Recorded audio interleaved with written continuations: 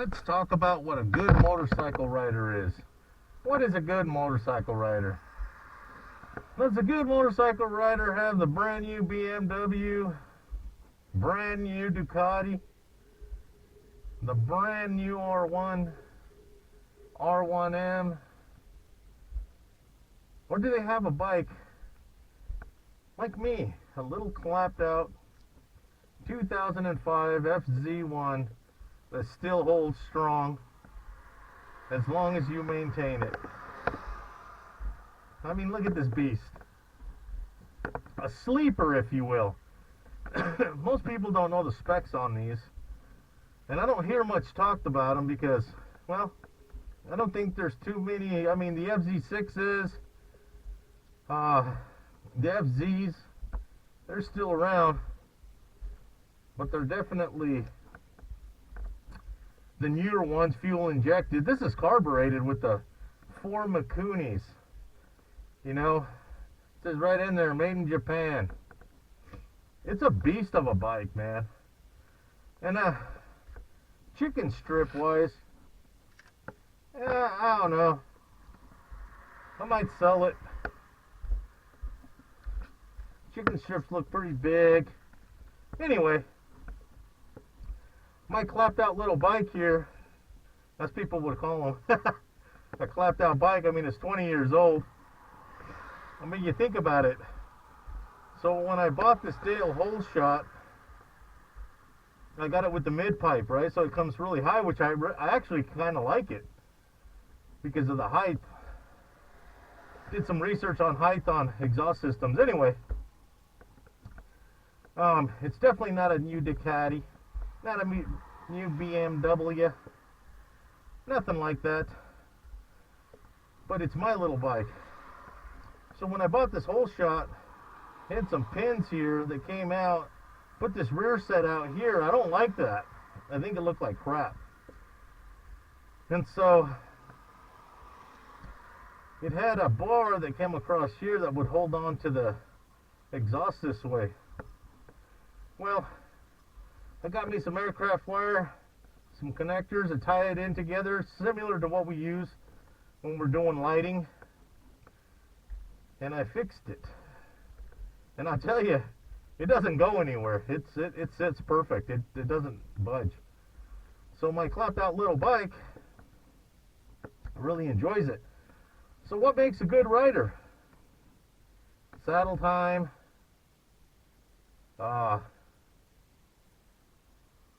dirt riding, racing, street riding, taking courses, track, things like that. I mean, what is a good rider? And I see a lot of things on what's a good rider, what's a bad rider. I can tell a new rider. You can always see a new rider. They'll leave their flashers on. Well, I know even some experienced riders do that too. They don't have self-canceling turn signals, and if they're like me and they got a 20-year-old bike, you got to push the button.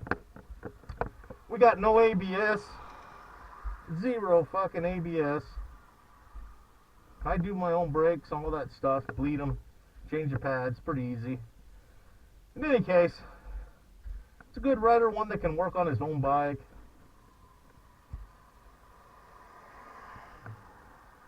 Well, here's the thing. A good rider makes it home. A good rider is able to go out and enjoy a day of riding. I mean, constant riding, not from home to the local breakfast shop or to the local flea market. And a good rider to me, and this is just me, is one who does coursework, practices the coursework, continually practices it, and practices it out while he's riding. And what I mean by that is you can practice your braking, swerving, throttle, clutch, rear brake, front brake, both. You can practice all that stuff while you're riding. As long as you don't have cars behind you, you know, and even then you can probably swerve and weave.